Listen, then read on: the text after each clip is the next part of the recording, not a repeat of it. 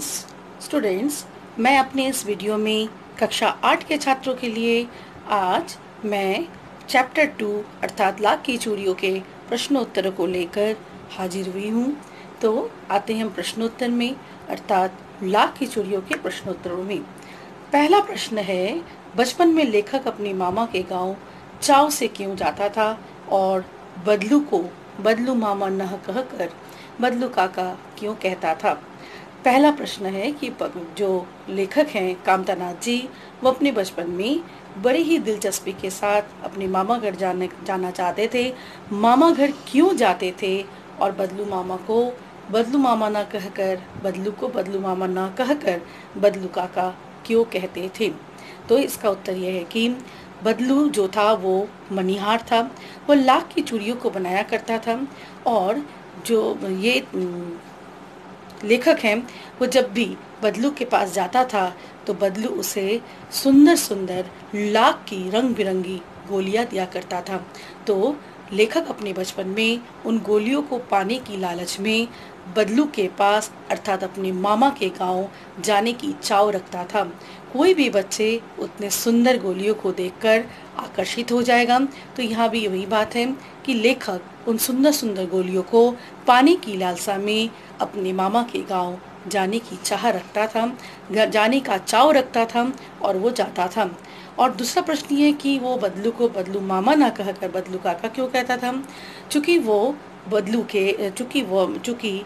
बदलू लेखक के मामा के गांव का था, तो लेखक के मामा के गांव के होने के कारण वह लेखक का मामा लगता था, तो उसे बदलू मामा कहना चाहिए था।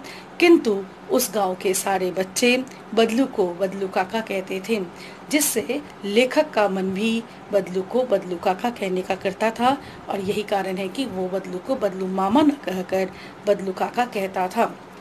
अब हम आते हैं इसके दूसरे प्रश्न पर।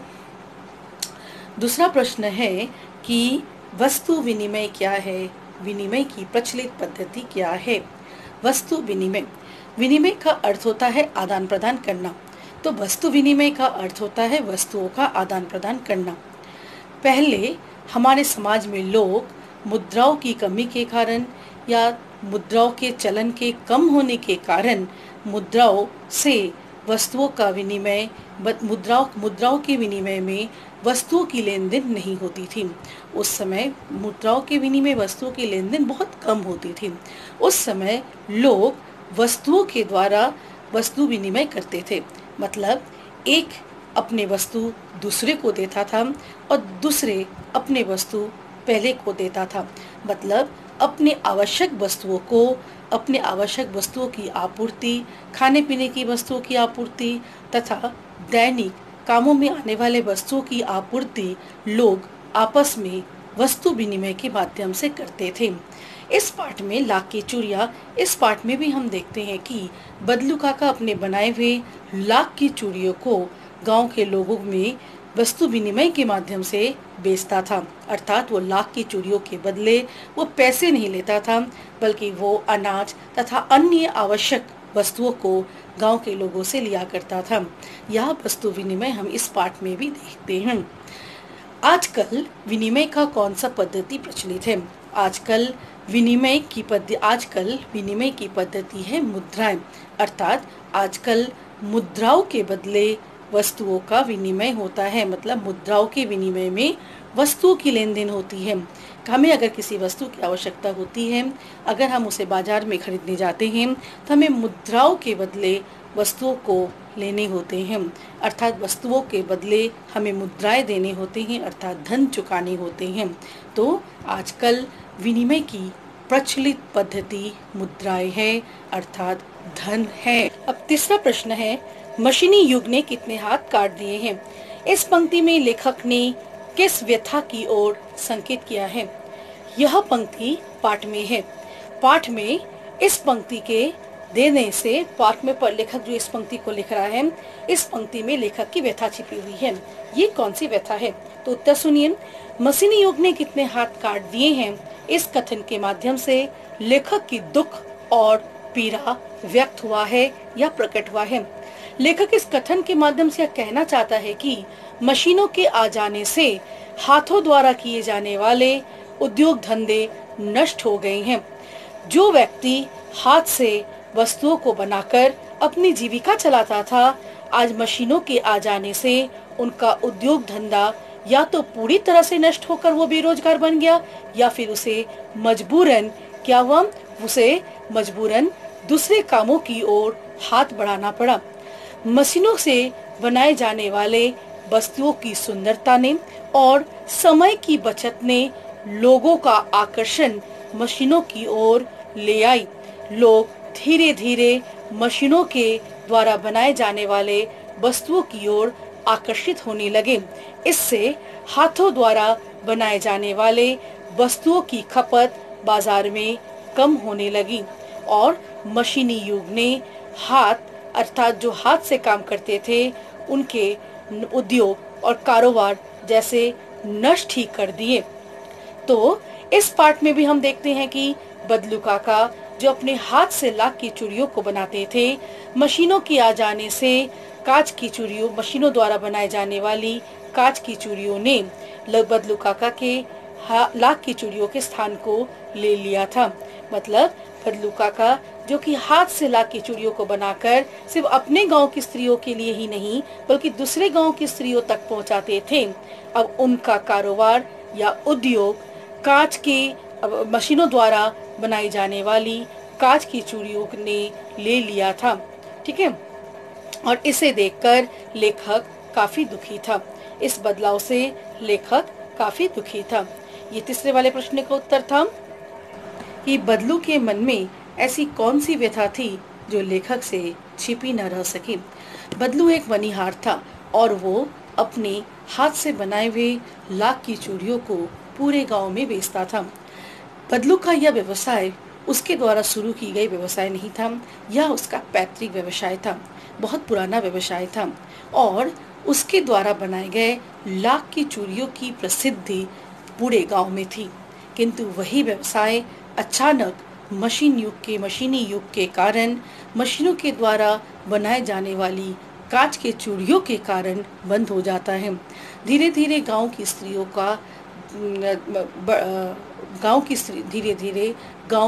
स्त्रियों का झुकाव कांच की चूड़ियों की ओर होने लगता है और बदलू का धंधा, बदलू का उद्योग पूरा बंद हो जाता है।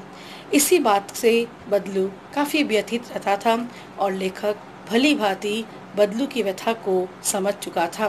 बदलू की पीड़ा को, अंतर्मन की पीड़ा को लेखक भली भांति समझ जाता है। स्टूडेंट्स, हमारा 5वां प्रश्न है, मशीनी युग से बदलू के जीवन में क्या बदलाव आया। हम यह जानते हैं कि बदलू एक मनीहार था और वो मनीहार होने के कारण वो लाख की चूड़ियों को बनाया करता था और लाख की चूड़ियों को बेचकर ही उसकी जीविका चलती थी। किंतु जैसे ही मशीनी युग का आगमन हुआ, मशीनी युग के आगमन होते ही उसका यह हस्तशिल्प बंद हो गया। हाथों द्वारा बनाए जाने वाले लाख की चूड़ियों से उसका जीविका आती थी, वो जीविका उसका अचानक ही बंद हो गया, क्योंकि मशीनों के द्वारा बनाई जाने वाली कांच की चूड़ियों की सुंदरता ने लोगों के मन में घर कर लिया था। अब गांव की स्त्रियां कांच की चूड़ियों को पहनना पसंद करती थी और बदलू के द्वारा बनाई गई लाख की चूड़ियों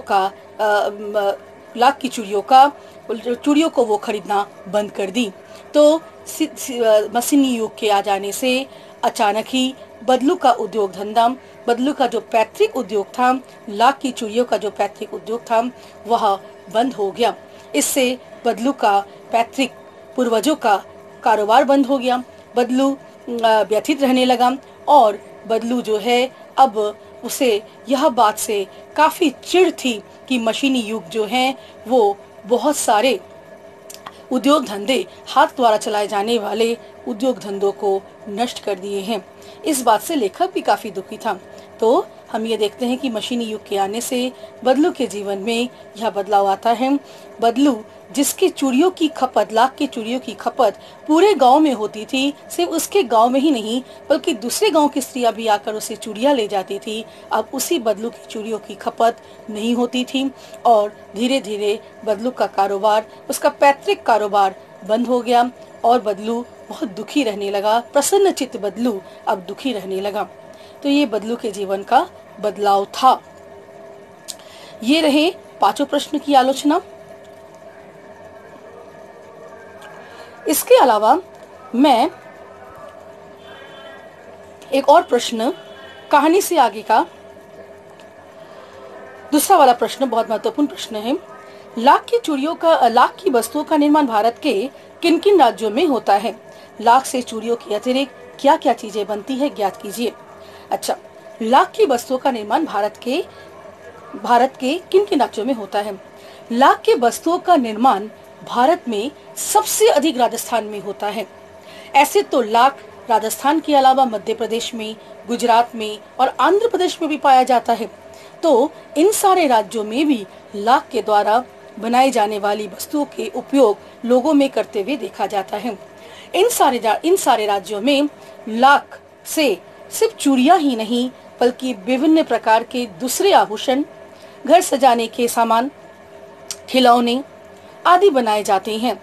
इसके अलावा लाख का एक अद्वितीय अन्यतम उपयोग है कि लाख को दफ्तरों में, सरकारी दफ्तरों में, डाकघरों में पार्सलों को, मतलब सामानों को पार्सल करने से पहले उसे सीलबंद करने के लिए लाख का उपयोग किया जाता है।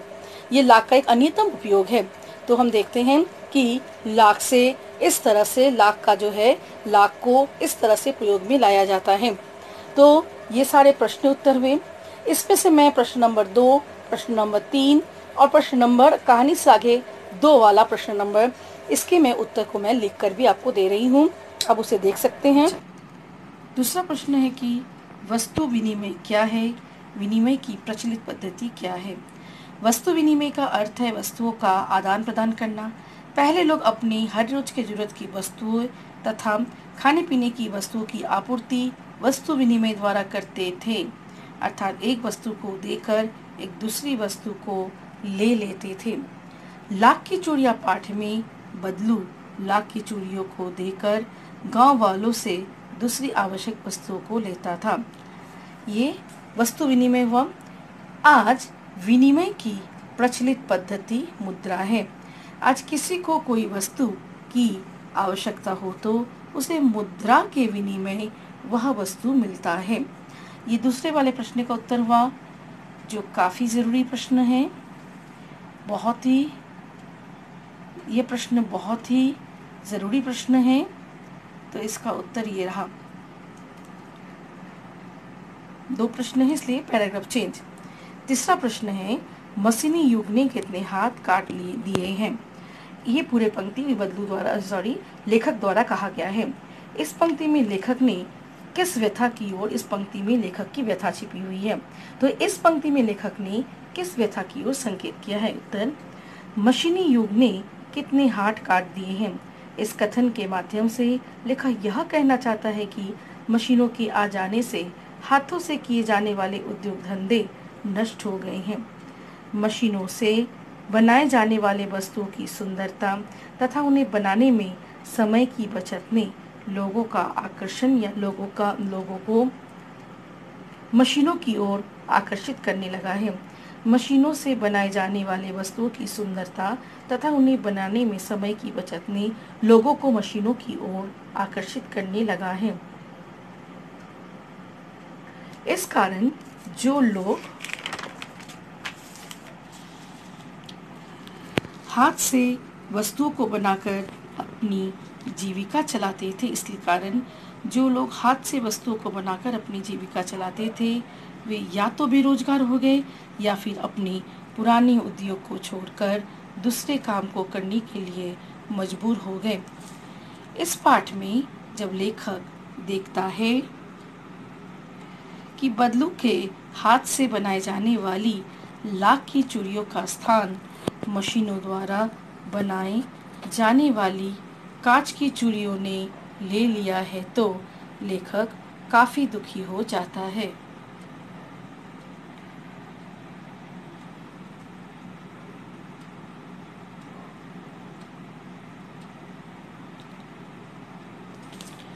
कहानी सागे का दूसरा वाला प्रश्न में हम आते हैं। ये बहुत ही ये प्रश्न भी बहुत ही ज़रूरी है, बहुत ही इम्पॉर्टेंट क्वेश्चन में से ये एक है। लाख की वस्तु का निर्माण भारत के किन किन राज्यों में होता है? लाख की वस्तुओं का निर्माण भारत के किन किन राज्यों में होता है? चूड़ियों के अलावा क्या क्या चीजें लाख से बनाई जाती है? उत्तर, लाख की वस्तुओं का सबसे अधिक निर्माण राजस्थान में होता है। लाख की वस्तुओं का सबसे अधिक निर्माण राजस्थान में होता है। राजस्थान के अलावा मध्य प्रदेश, आंध्र प्रदेश, गुजरात में भी लाख पाई जाती है। इसलिए यहाँ के लोगों में लाख की वस्तुओं का उपयोग देखा जाता है। मतलब इन चारों राज्यों में लाख की वस्तुओं का उपयोग सबसे अधिक देखे जाते हैं और बाकी राज्यों में इन राज्यों से सामान जो है भेजे जाते हैं। लाख से चूड़ियों के अलावा अन्य कई प्रकार के आभूषण बनाए जाते हैं।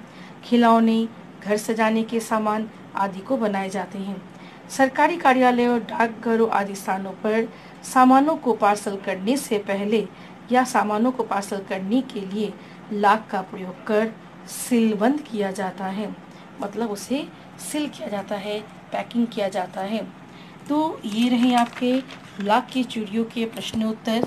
मुझे आशा है कि आप पहला वाला प्रश्न, चौथा वाला प्रश्न और पांचवा वाला प्रश्न को आप खुद ही लिख पाएंगे। मैं इसकी आलोचना कर चुकी हूँ। अगर आपको कोई मुश्किलें हैं, कोई भी आपको परेशानी है, आप मुझे वो कमेंट में दे सकते हैं, जिससे मैं अगले वीडियो में मैं आपके उन समस्याओं का समाधान कर दूंगी। और ये दूसरा, तीसरा और एक और प्रश्न, कहानी से आगे का दूसरा प्रश्न, इसे मैं लिख कर दे दी हूँ क्योंकि इसके तथ्य आपको किताब में पूरा ठीक से नहीं मिलेगा। पाठ में इसके तथ्य डिटेल्स में ना होने के कारण मैं इसे लिख कर दी हूँ।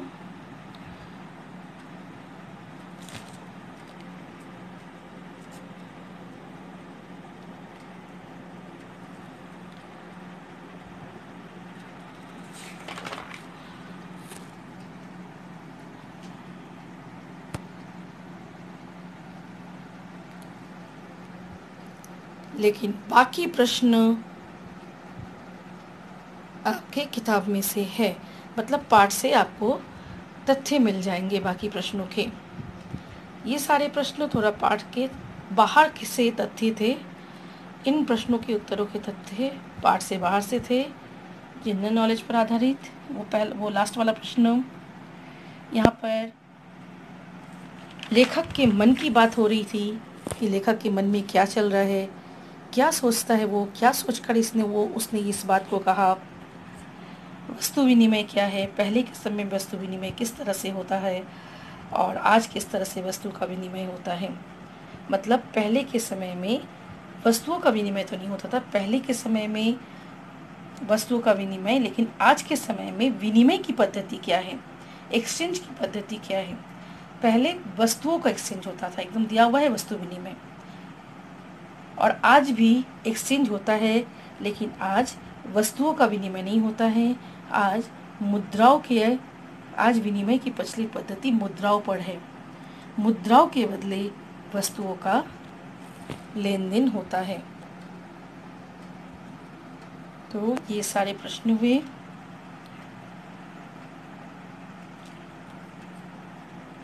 इन सारे प्रश्नों से आप अवश्य लाभान्वित होंगे। मैं इसे लिख दी हूँ।